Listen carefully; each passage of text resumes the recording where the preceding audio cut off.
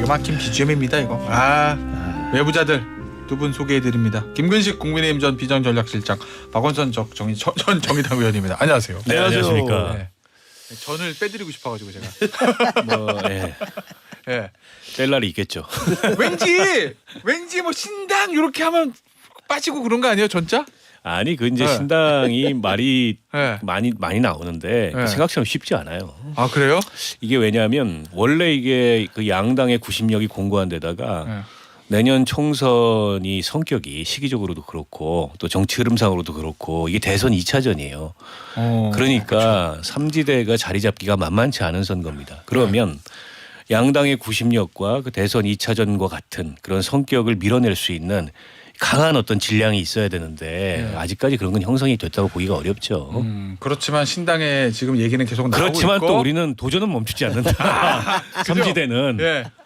아니 민주노동당부터 시작해서 이 진보정당이 가장 오래된 삼지대예요. 네 맞아요. 그 맨주먹 붉은 피로 이렇게 버텼는데 네. 그 맨주먹 붉은 피 정신은 어디 안 가죠. 네. 그래서 저 박원석 의원이 저런 그 일관된 그 신념 그리고 도전 저는 굉장히 높이 평가합니다. 그리고 네. 박원석 전 의원이 잘 되길 바라는데 이준석과 하는 것은 저 맨주먹의 붉은 피를 사실은 훼손하는 거예요. 아니 뭐 누가 이준석과 한다고 지금 결론을 제가- 내렸어요? 혼자 결론을 내리고. 지금 벌써 질문이 보세요. 황선홍님, 박원석 의원님 신당 가시나요? 봐. 그리고 유튜브로 한낮의 유성님. 이분은 제가 아이디를 좋아해요. 한낮의 유성. 와, 궁금해. 박원석님 이준석 신당 입당하시나요? 봐. 아님 정의당과 합당 시도하시나요? 뭐 정의당원이신데 정의당 합당. 어쨌든 지금 이준석 신당 얘기 나오면서 막 여러 의원들 얘기 나오시잖아요. 네. 단독 입장 물어보겠습니다. 내가 이 질문은 김근식 실장님한테 안 드려. 왜냐면은 답이 뻔할 것 같아서. 이준석 뻔하죠, 전 요즘에. 대표 함께하는 거 좋아하십니까?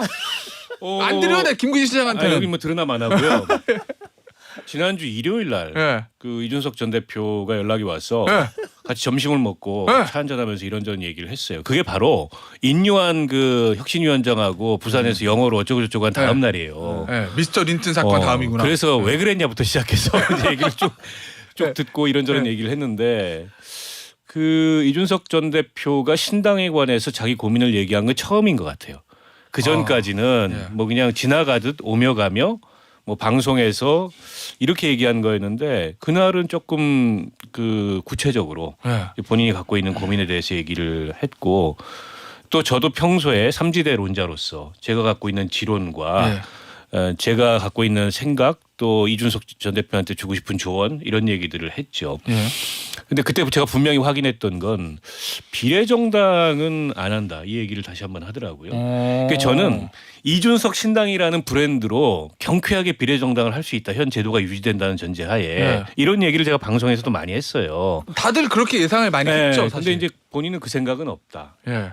두 번째로 신당을 한다면 스펙트럼 넓은 예. 그런 어떤 뭐 전국 정당, 뭐 수권 정당 네. 이런 걸 목표로 해보고 싶다. 그래서 민주당 비명계 이런 얘기도 이제 본인이 네. 그 뒤로 쭉 하고 있잖아요. 근데 실제 비명계하고 뭐 넓은 접촉을 한 것 같지는 않고 그날도 얘기를 들어봐도 이상민 의원 정도를 만난 예, 게 예. 아닌가 싶고 그러면서도 약간은 모순되게 대구, 경북 특히 이제 영남 쪽에 뭐 신당 예. 이런 걸 또 강조해요. 그건 약간 모순되거든. 예. 전국 정당이라는 것과 스펙트럼 넓은 정신이 정당이라는 하나도 없네. 그거는 이제 국민의힘에 대한 복수 정당의 성격이 강해요.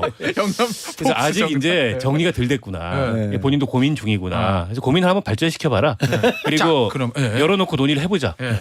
뭐 이런 거죠. 자 그러면 이준석 전 대표가 얘기하는 이념적 스펙트럼의 넓은 신당이라고 하면 그 제일 넓은 쪽에 계시잖아요 지금. 그렇죠. 예. 같이 하실 수 있습니까? 아니 저는 이렇게 생각합니다. 지금의 양당의 양극단이 벌이고 있는 네. 이 관용도 자제도 사라진 네. 대한민국 민주주의를 한없이 초라하게 만드는 네. 이 정치를 극복하기 위해서 최대 연합이 다음 총선에 필요하다. 네. 다만 최대 연합도 원칙이 있어야 되는데 그 원칙에 대해서는 열어놓고 토론하고 논의를 해보자.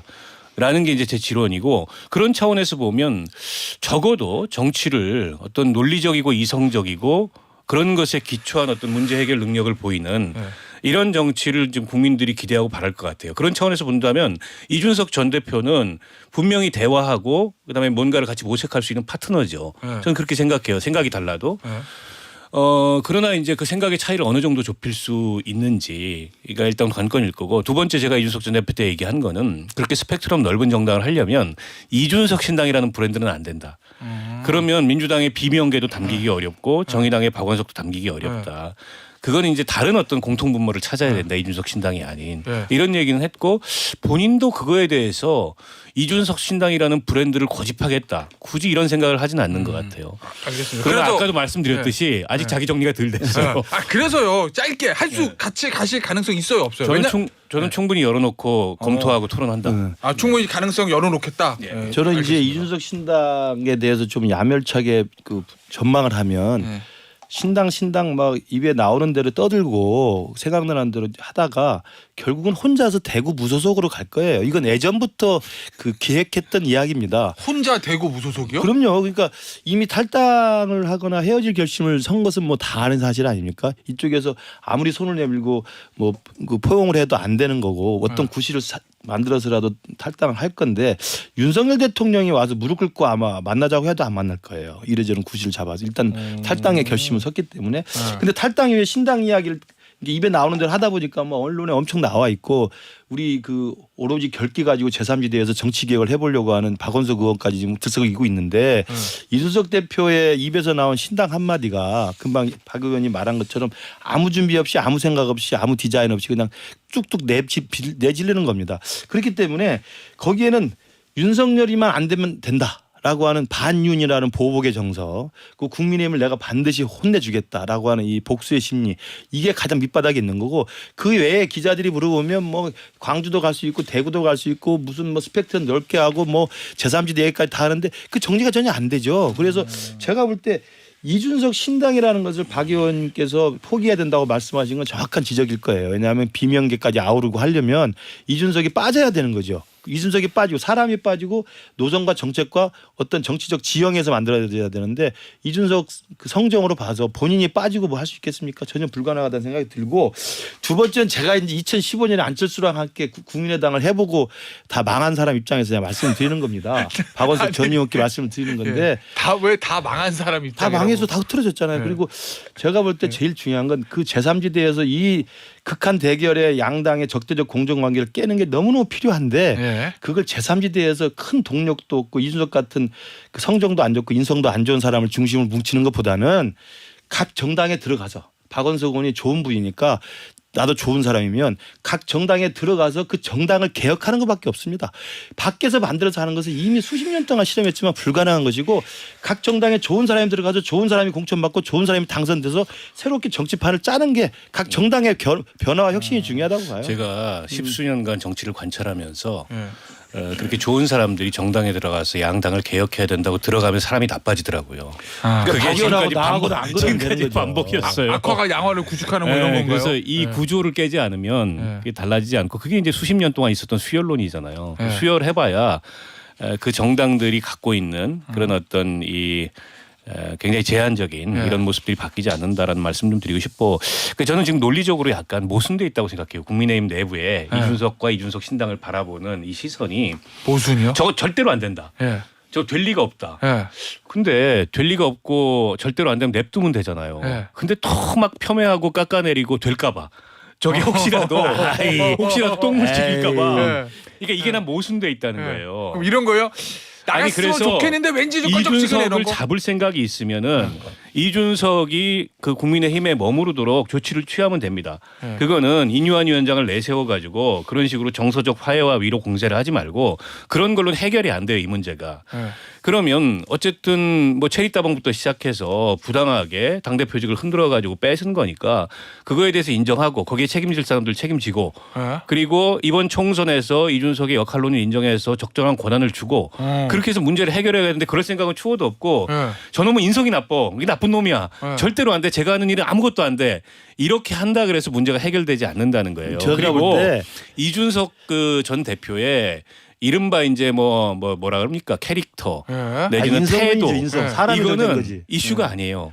오케이. 10년을 넘게 따라다녔던 거기 때문에 새삼스러운 이슈가 아니에요. 오케이. 그걸로 이준석을 상처내거나 흔들지 못한다. 지금 저 박 의원이 말한 거에서 제가 반박을 하면 이준석 대표 말로는 내가 지금 당했는데 정서적 화해를 강요하느냐 그건데요. 개인의 일상 간의 개인 간의 싸움에서 그럴 수는 있어요. 뭐 추돌 사고가 났을 때 멱살 잡고 싸우면 잘못 안 되면 용서를 빌어라 이건데 정치인입니다. 정치인이라는 것은 정치적 행위에 대해서 정치적 평가와 정치적 행동으로 그걸 이야기하는 거예요. 징계 취소가 바로 그거 아닙니까? 징계 취소가 박 의원이 말한 이준석 대표의 당대표 시절의 징계에 대한 원상복구 그리고 그 징계 취소에 앞장섰던 핵관들에 대해서 지금 불출마나 험지출마라고 이야기하는 거 아닙니까? 그게 지금 당의 분위기예요. 그게 그 자체가 이준석이 정치인이라면 이 정치적 메시지를 자기가 수용해서 이제 그렇다면 나도 당에 힘을 합쳐서 이 당이 잘 될 수 있도록 힘을 합치겠다라고 이야기를 하는 것이지 왜 윤석열이 나한테 무릎 꿇고 안 빌어? 라고 하는 것은 꼬마 어린아이가 추돌 사고 나면서 멱살 잡고 싸우는 거랑 똑같은 거고요. DJ이고 누구고 정치인이란 것은 어제 당한 이야기를 오늘 큰 대의명분 정권 교체라든지 아니면 총선 승리라든지 자기 정당의 개혁이라든지 이런 큰 대의명분을 위해서는 과거의 악감정이나 악연들은 다 삭히는 것이 정치인의 기본 도리입니다. 그거 없이 매일 징징대고 투덜거리고 또 빈정상하고 그다음에 빈둥빈둥대고 이게 뭡니까 도대체. 이런 사람하고 어떻게 신당을 할 수 있어요? 박 의원님한테는 제가 우리 당에서 이준석 대표를 뭐 나가기를 바라면서 폄훼한다 그러는데 나가기를 바라는 건 절대 없고 끌어안고 가고 싶은데 안 하겠다는 거고요. 폄훼하는 사람은 저밖에 없습니다. 왜 제가 폄훼하는 것은 잘 될까 봐 폄훼하는 게 아니라 제가 교주잖아요. 선생이잖아요. 선생 입장에서 보면 사람이 덜 된 거예요. 그러니까 저는 있는 그대로 사람이 덜 됐다는 제가 그냥 선생 입장에서 훈장 입장에서 말씀을 드리는 거죠. 정치적으로 이야기하는 게 아닙니다. 사람 됨됨이를 이야기하는 거예요. 아니, 그러니까 이제 중요한 포인트예요. 그러니까 정치인들은 그냥 감정적으로 그러니까 보통의 사람들이 그 정서적으로 반응하듯이 사고할 게 아니고 정치적으로 사고하고 정치적으로 행동해야 되는데 그걸 가장 어떻게 보면 지금 시점에 염두에 두고 해야 될 사람은 윤석열 대통령입니다. 그분이 이를테면 지난 일에 대해서 특히 이준석 전 대표와 관계해서 아니 그 결자 해지라고 매듭을 풀 수 있는 사람이 윤 대통령인데 누가 무릎을 꿇라 그러겠어요 대통령한테. 그러나 정확하게 이 문제를 해결하기 위해서 당사자인 본인이 나서야 되는데 본인은 전혀 나서지 않고 이를테면 인요한 위원장이 나서가지고 이 문제 뭐 어쩌고저쩌고 한다고 해결이 안 되는 문제고 그러니까 저는 반대로 얘기를 묻고 싶은 거예요. 도대체 그 지난 전당대회 때 모습도 그렇고 그 전에 이제 이준석과의 갈등도 그렇고 윤석열 대통령은 대통령이라는 최고의 정치인의 자리에 있으면서 왜 정치인다운 행동을 하지 않느냐. 그냥 싫은 사람이면 안 보고 이재명이 범죄자니까 안 만나고 여야 관계가 난장판이 돼도 그거는 뭐 신경 안 쓰고 그러면서 야당을 향해서만 뭐 어쩌고저쩌고 하고 그런다고 그럼 해결이 됩니까 이 문제가? 그러니까 그런 얘기를 국민의힘 내에서 지금 정말 혁신하길 바란다면 이준석을 향해서나 다른 사람들을 얘기할 게 아니고 대통령을 향해서 얘기해야 한다. 맞는 이야기예요. 정치인답게 행동하라고. 그럼요. 대통령을 향해서 그런 요구를 우리 당에서도 할 거고 저도 누가 하고 있어요? 안 하고 아니 있지. 들어보세요. 그러니까 이준석이 그런 말을 막 비난과 저주 속에서 하는 거하고 당에서 이제 정신 차리고 대통령도 국정기조 바꾸고 야당을 존중하고 당정 관계를 정상적으로 해라라고 하는 이야기를 다 하려고 하는 거 아닙니까? 또 하는 방식이 있는 것이고 근데 그것을 이준석이가 마치 그 말을 하는 유일한 독점권자처럼 이야기하면 안 돼요.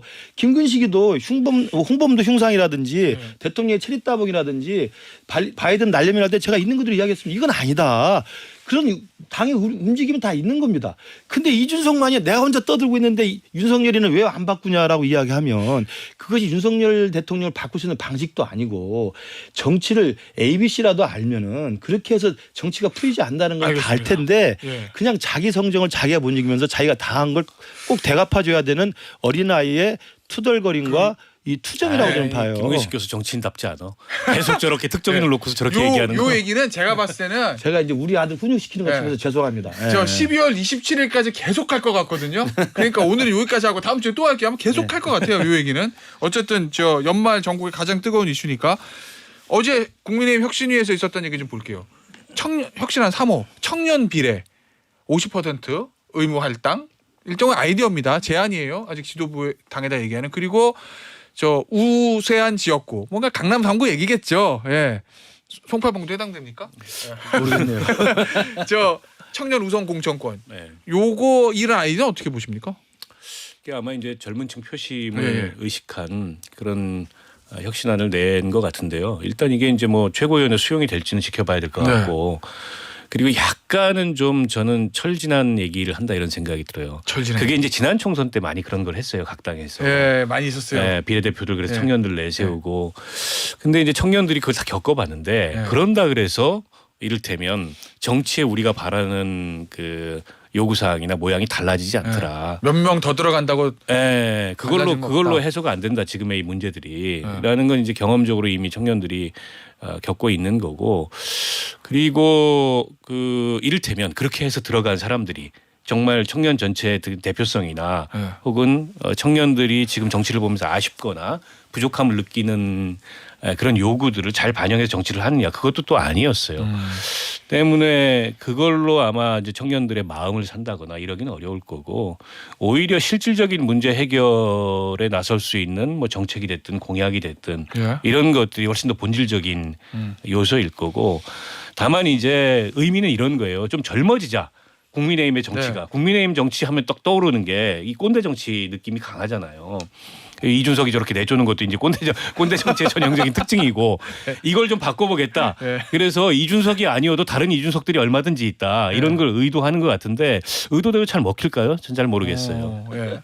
저도 이게 이제 의미 있는 제도적인 그 아이디어라고 생각을 해요. 그래서 아마 지도부에서 받을지는 논의를 해볼 텐데, 저도 그런 이야기는 이제 우리나라 한국 정치에서 보면서 항상 느낍니다. 청년 이야기를 때만 되면 하는데 이걸 뭐 몇 퍼센트를 보장하고 뭐 순번을 주고 어디를 뭐 주고 몇 명을 발탁하고 이렇게 해서 청년 정당이 되는 게 아닌 거거든요. 청년 정당은 청년이 한두 명이 발탁돼서 그 청년 정치인을, 사실 30대 국회의원 돼가지고 그다음 국회의원 두 번째 재선 안 되잖아요. 그 청년 정치인 인생이 굉장히 힘들어질 수도 있습니다. 그런 것이 되는 게 아니라 청년들의 마음과 청년들의 그 아픔을 공감하고 그들의 어떤 그들의 요청들을 풀어줄 수 있는 아이디어와 정책을 내야 되죠. 그러니까 정책으로 승부를 해야 되는데 사람 몇 명 발탁하는 걸 승부하는 걸로 해서는 계속 실패될 수밖에 없어요. 그럼에도 불구하고 우리가 워낙 청년에 대한 비율이 적기 때문에 이런 식의 제도적 아이디어를 내는 거라고 저는 생각을 해요. 지도부에서 받아야 된다고 보십니까 이거? 지도부에서도 논의가 좀 논란이 있을 거예요. 왜냐하면 숫자를 딱 박아버렸기 때문에. 그게 이제 좀 부담이 되긴 하겠네요. 숫자를 숫자가 박아버려서. 50 비례대표 그렇죠. 50. 왜냐면 비례대표한 게 뭐 여성, 장애인, 지역 다 비례대표가 있는데 많은데 50%를 딱 예. 명시해버리면 그게 좀 쉽지 않죠. 알겠습니다. 아니 그 뭐 3호 혁신안 이전에 2호 혁신안도 진도가 안 나가고 있는데. 그 얘기 하려고 그랬어요. 지금 뭐 2호 2호 혁신안. 빼고는 뭐 지금 된 게 없잖아요. 자, 2호 혁신안 얘기해 볼게요. 아니 우리 김근식 실장이 굉장히 곤혹스러워 하는데 2호 혁신안은 별로 결국 그거잖아요. 중진. 예. 그다음에 지도부. 핵관. 아니 인요한 위원장이 저보고 핵관이라고.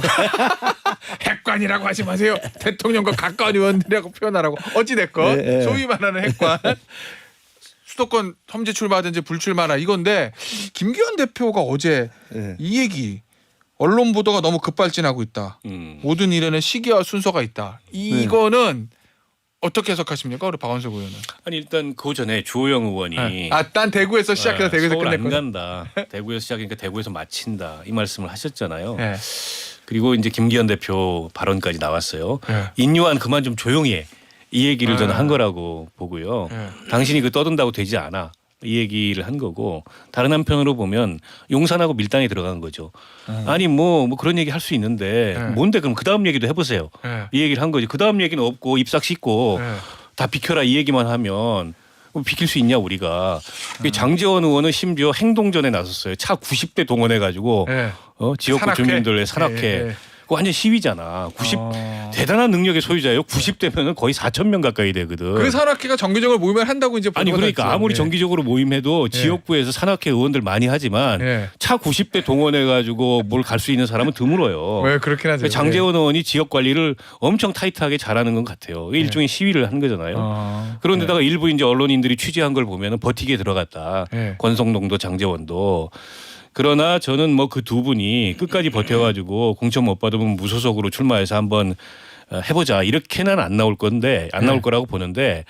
근데 이제 밀당이죠, 밀당. 아니, 뭐 그 다음 얘기도 해봐. 왜 그만두라고까지만 얘기해? 이 얘기인 거죠. 우리 이제 박원석 의원이 우리 당 사정을 너무 잘 보고 계신 것 같은데. 맞는 얘기예요? 제가 봐도 그러니까 뭐 영남 중진, 당 지도부, 핵관들 이렇게 세 범주를 이야기하는데 거기에 리스트에 걸린 사람들이 뭐 수십 명 될 거 아닙니까? 그러니까 수십 명이 다 개인적으로 어떻게 할 거야 빨리 결단 내려 이런 게 아니에요. 정치는 메시지잖아요. 제가 말씀드렸잖아요. 그 징계 취소가 이준석 대표에 대한 화해의 메시지라는 정치적 해석이 시그널이듯이 이 이야기는 뭐냐면 상징성 있는 몇 명만 겨냥한 겁니다. 그렇죠. 누가 왜 수십 명을 하겠습니까? 유권자들이 볼 때는 몇 명 아니 그럼요. 몇 명이 중요한 게 아니라 누구가 중요한 그렇죠. 거니까. 누구가 다 알잖아요. 네. 이뇨한 위원장도 뭐 누군지 본인이 알 거라고 이야기하고 그렇기 때문에 지금 거론했던 장제원 의원이나 김기현 대표가 당 지도부에서는 김기현 대표일 것이고 네. 핵관 중에서는 장제원 의원일 거 아닙니까? 네. 제가 볼 때 2015년에 김종인 비대위가 문재인 당대표 시절에 갔을 때도 저 이해찬하고 정청래 자르는 게 상징적으로 끝난 거예요. 저는 그 정도만 하면 되는데 김기현 대표가 말한 시기와 순서가 있다고 이야기하는 것은 거부의 몸짓이 아니고 본인이 결단하고 고민해서 그 이야기를 해줘야 자기의 희생의 어떤 평가가 되는 거지 떠밀려 가지고 야 지난주에 혁신이가 했으니까 내가 받았겠다 이렇게 해서 떠밀려서 하는 것보다는 본인의 고민의 결단이고 이건 본인의 정치적 운명과 관련된 거기 때문에 상당히 진중하게 생각을 하는 게 맞습니다. 시기와 순서가 있는 거고요. 장제원 의원 말씀하셨는데 90대 뭐 그 저력을 과시하는 거지만 제가 볼 때는 그 저력을 과시하면서 마지막 불출마를 위한 저는 출구를 만들었을 수도 있다고 봐요. 불출마를 위한 출구요? 내가 이렇게 정말 지역은 탄탄하고 열심히 하는데 내가 대통령을 위해서 그리고 내가 이제는 핵관으로서 그리고 명예롭게 대통령 옆에 있었기 때문에 내년 총선 승리를 위해서 내 스스로를 희생하겠다라는 게 훨씬 드라마틱하지 않습니까? 그러면 장제원 의원은 불출마 선언을 할 거라고 보시는 거예요? 그것이 저는 수도권에서 우리가 사는 길이죠. 네. 그렇지 않으니까 그 두 분 정도가 결단을 내주는 것이 이뇨한 혁신위원장이든 혁신위원이든 당내 모든 사람들이 말은 하지 않지만 다 알고 있는 거예요. 그러니까 당위의 측면이 아니라 현실적인 측면에서. 아니 왜냐하면 제가 네. 민주당의 정성호 의원한테 요거 물어봤거든요. 왜냐하면 국민의힘발 수도권 험지 출마를 민주당으로 번지지 않겠느냐 요거 질문하면서 그랬더니 뭐라고 답하셨냐면 김기현 대표는 더 큰 꿈을 위해서 이번에 불출마할 수 있을지 모르지만 장제원 권성동 의원은 절대 지역구 안 떠난다. 내기할 수 있다. 내가 100% 확신한다. 이렇게 얘기합니다. 아니 뭐 민주당 입장에서는 장제원 권성동 의원이 버텨주길 바라겠죠. 그래야 이제 쇄신의 이미지 이런 걸 국민의힘이 안 생기니까. 그러니까 피차 마찬가지인 거 아니에요. 네. 민주당 내 쇄신의 흐름이 좀 제발 안 생겼으면 그래요. 이재명 대표가 비명계 다 내쫓았으면 네. 뭐 이런 생각을 이제 국민의힘에서 네. 하듯이 비슷한 바람이나 기대를 가지고 하는 건데 못 버틸 거예요. 그러니까 저는 그렇게 보는 게 왜냐하면 흐름이. 저거를 공론화 안 되고 물밑에서 좀 그렇게 해야 되는 거 아니야? 이런 얘기로 또 돌았으면 버틸 수 있는데 혁신위원장이 저걸 입 밖으로 꺼냈다는 건 용산 뜻과 일정하게 합치된다는 얘기인데 용산의 의중이 네, 있다. 지금 야당 시절도 아니고 네. 국민의힘이 야당 시절이면 버팁니다. 무소속으로 그래가지고 이제 살아 돌아와요. 그랬던 과거들이 있잖아요. 실제로 권성동 의원도 지난번에 그렇죠. 무소속으로 네. 돌아왔어요. 장제원 의원도 그랬고요. 근데 여당이 되면은 그게 쉽지가 않아요. 그 대통령 임기 지금 말도 아니고 임기 중반이고 그건 굉장한 정치적 부담이고 아예 갈라설 각오를 하는 건데 네. 그래서 저는 그러나 이제 지역구 의원들이기 때문에 그건 이해해요. 내일 그만둬도 오늘까지는 최선을 다한다고 얘기해야 됩니다. 맞아. 그게 유권자의 관계에 있어서의 네. 정치인의 도리고 네. 자칫하면 그걸로 인해서 지역구에 이게 누수가 생기기 시작하면은 본선 갔는데 이게 흐트러진다 대열이 이런 거는 아마 고민할 거예요. 그리고 그 대표적 상징성을 갖는 김기현 대표와 장제원 의원 같은 경우는 불출마를 하는 그 방식으로 자기 스스로의 당을 위한 헌신을 보여주잖아요. 그러면 정치적인 재기가 가능해요. 죽는 게 아니에요. 그렇기 때문에 사실은 이게 유인할 수 있는 겁니다. 저는 그래서 시간을 좀 주면 충분히 저는 바람직한 결과가 나올 거라고 보고 그렇기 때문에 어제 혁신위원회에서 2호 안건 중에서 이 부분을 뺀 거예요. 이것은 뭐 불체포 특권 당규 명시화 이런 것처럼 제도적으로 딱 의결해가지고 결정내는 게 아니라 본인의 결단의 시간을 주는 거기 때문에 기다려주는 겁니다. 알겠습니다. 야 12월 말까지 재미있는 일이 많겠네요. 국민의힘 쪽에. 오늘 여기서 마무리하도록 할게요. 지금 외부자들 박원석 전 의원, 김근식 국민의힘 송파갑 당협위원장. 송파병입니다. 죄송합니다. 송파병 당협위원장이었어요. 감사합니다. 고맙습니다.